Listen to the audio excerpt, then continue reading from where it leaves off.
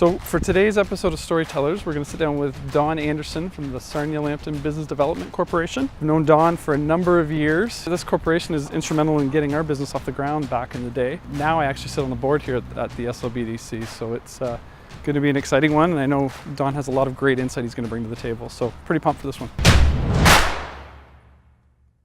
So Don, tell me how you ended up where you are today.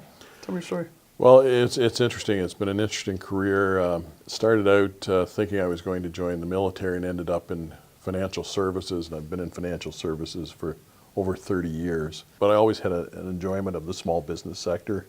This is where it starts. This is where the grassroots are. Yeah. So I get to do work every day with small business owners, and that's what I really enjoy. So tell us about the Sarnia-Lambton Business Development. So Sarnia-Lambton Business Development Corporation was established May 4th, 1988. It's part of the Community Futures program in Ontario. There's 61 similar organizations in Ontario. We provide small business counseling, small business financing, as well as other community economic development projects, again, to help encourage entrepreneurism in the community and hopefully at the end of the day, grow our economy and grow jobs here. Well, you guys do amazing work. I know a lot of businesses, and even our business kind of got started with the services that you provide here, and I know a lot of other local businesses that are thriving because of the services and the guidance you guys offer out of this building here. I think when we look at our overall stats, we've financed close to 750 businesses over the 30 years, and been involved with the establishment of between 600 and 700 new businesses in the community in that period, as well as creating or assisting and maintaining about 8,000 jobs. We'd like to think we're one of the best kept secrets in the county, so no it's doubt. a matter of, we try to wave our flag often and that, Yeah. but still, we kind of sometimes think we get blurred in the acronym soup. Yeah, yeah. What motivates you, Don? What keeps you going? When I drive down the road and I see a business we've helped at some point or have been involved with earlier. An example is one I can think of, started out of his parents' garage in the northern part of this county, and the business has grown. It employs about 60 people in Strathroy on a regular basis. Now it's a good-sized fab shop, and so it's kind of nice. I keep in touch with that entrepreneur, and it's kind of nice just to see how they've grown, and now they're at the point, it's second generation, so now it's really cool to see what they're going to do with that. That's cool. What's a day-to-day look like for you, Don, in this role? Not always the same. There's a fair bit of variety. Interesting phone calls sometimes, people dealing with some of the challenges of what they've encountered with their business, trying to point them in a direction. Try and identify some gaps in the community, things that we could assist with and help move forward. And what's the one role you love the most? I enjoy the interaction with the entrepreneurs, dealing with people that are looking at some of the same challenges from different perspectives. For sure. And how they're going to deal with the challenge and how they're going to move forward. And that's an amazing comment there, because I'd see that every day as the completely unique businesses, completely unique service industries, but the exact same recurring issues that pop up. We're starting to see, I call it the war for talent, is becoming more and more prevalent. There's fewer bodies to man the positions. We're seeing that with the need for greater inflows of workers into the community and into the country. And I think also if you've got the right talent set, you're in demand. Do you see any sort of trend in the next 5 to 10 years within Sarnia-Lambton of where those skills are going to be? We're starting to see more of a focus into more bio-based in that, and certainly from the engineering standpoint in that, a lot of those skills are transferable. Yep. Because if you're a chemical engineer, you'll understand what we're looking at. So I think there's opportunities there for folks looking to get involved in production. There's going to be certainly, as these things evolve and we start to build plants, there's going to be construction work related to that.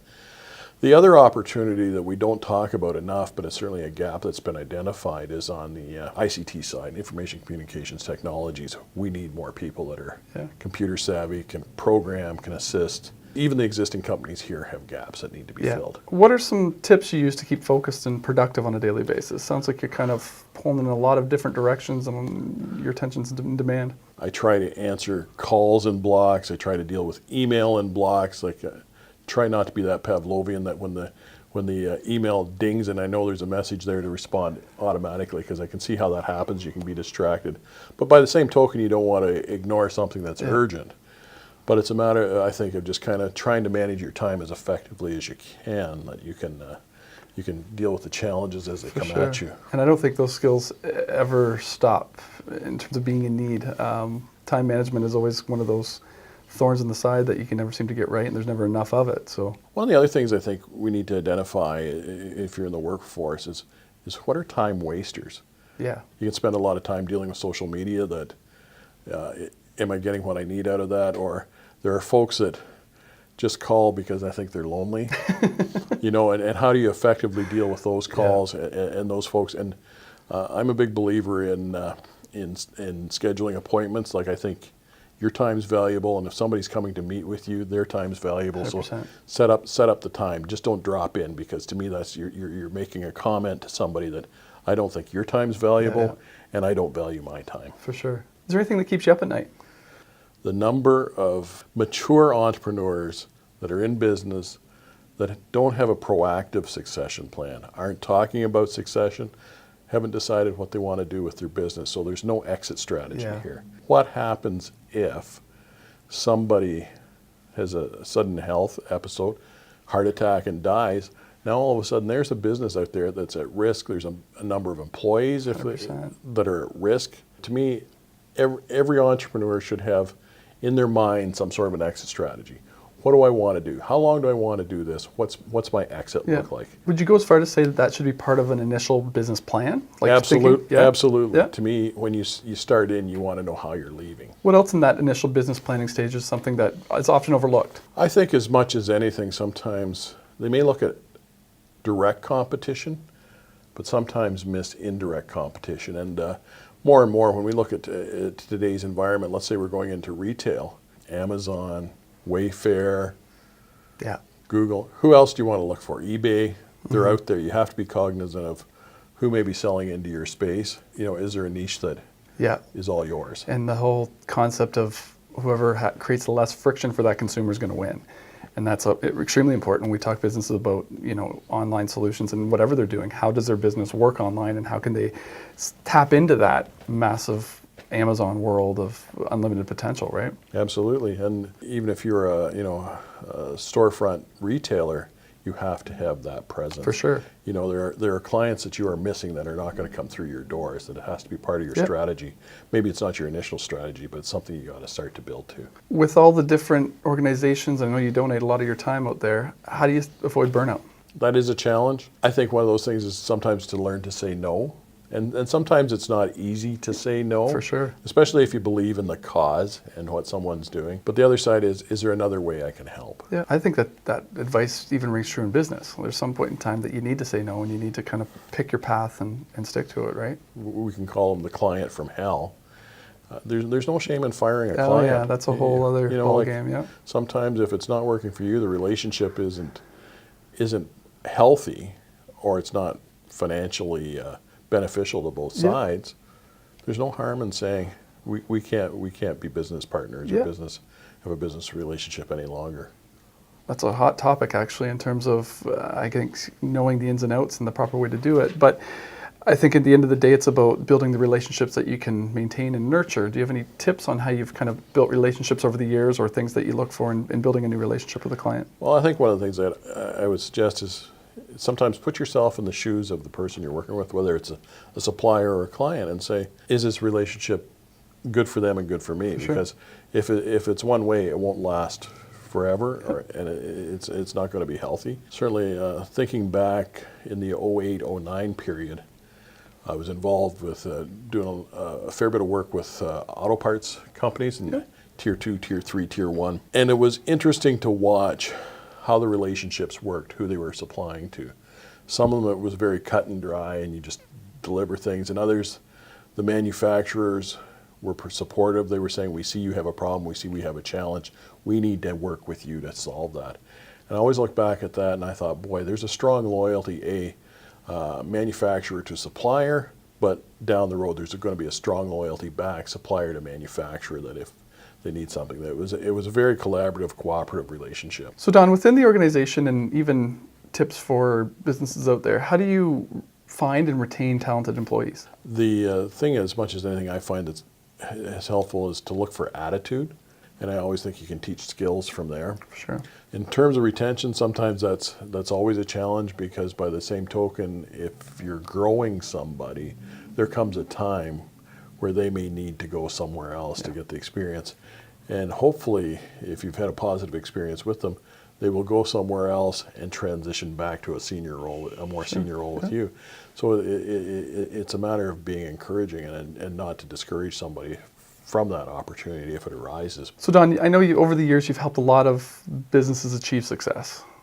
How would you define success in your life? I think at the end of the day, you want to look at something and say, do I enjoy what I'm doing? Do I look forward to coming to work 100% agree with you. every day? Do I enjoy the people I'm working with and interacting with? And does it give me a sense of fulfillment? I think those are critical things. Is there a particular skill that you think somebody needs to have in order to achieve success, or a collection of skills? Probably one of the biggest things I think sometimes is perseverance, just to stick with something. I think the other thing probably too is being a little bit flexible, because sometimes you're going to come to a crossroads and where you think you should go may not be where you end up. Yeah. So on the topic of success, Don, is there any one moment in time that stands out as being a big success or accomplishment within your life?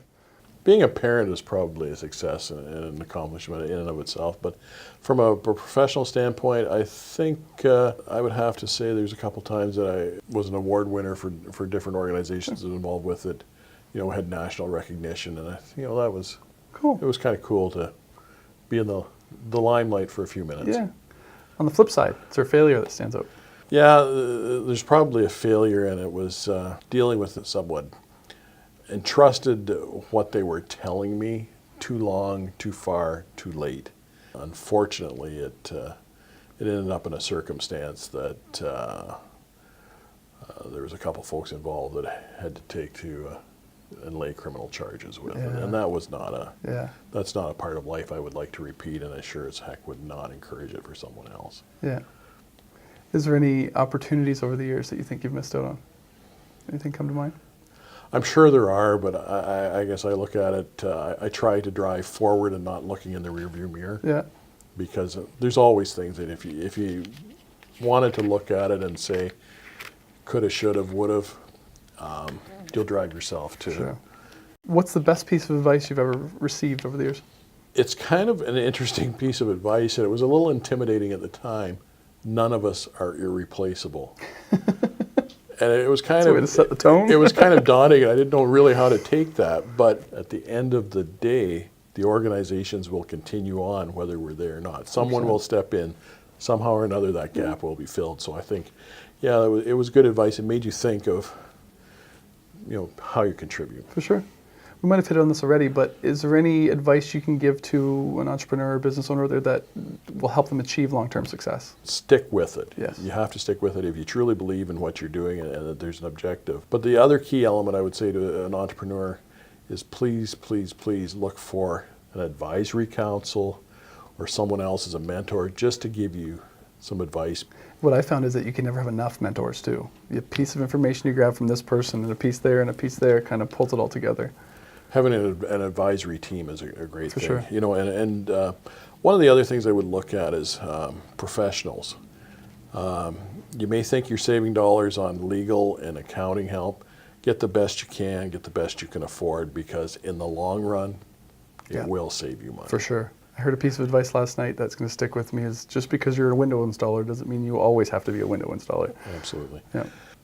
Being on the train that's moving towards change, and we can go forward, but one of the things we have to do is leave our baggage at the station to get on that train. And I always thought, the baggage at the station is the key thing. You got to leave it behind. Sure.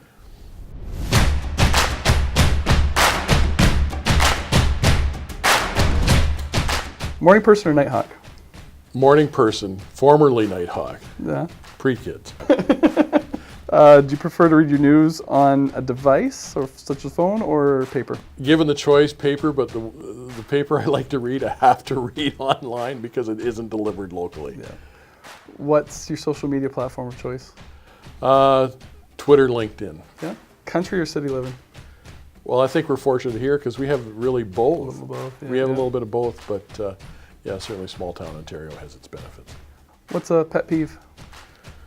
Pet peeve? Well, One of them is people that call and leave a message and don't leave me a return number. They assume you know the number. Yeah, Favorite food? a nice medium steak. Good choice. Clean or messy desk? Bits of both, but I like things in a file. I don't like paper all over. And the new question we've added, what song do you want played at your funeral? Remember Me, Josh Groban, and I Remember You, Sarah McLachlan, mostly because I'm a Sarah McLachlan fan. There's a little tidbit of info. Yeah. Good. Cool. Well, thank you very much, Don. Well, thank you. It's been a pleasure. It's been a pleasure. Really enjoying it. Appreciate it.